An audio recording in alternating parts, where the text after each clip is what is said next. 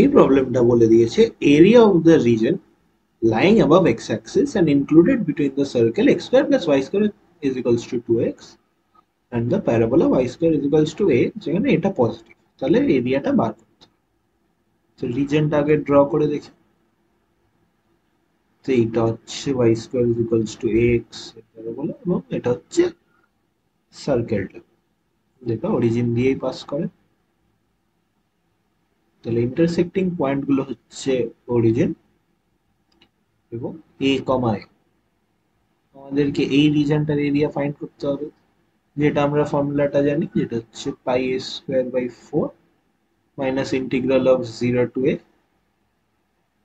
Root x dx.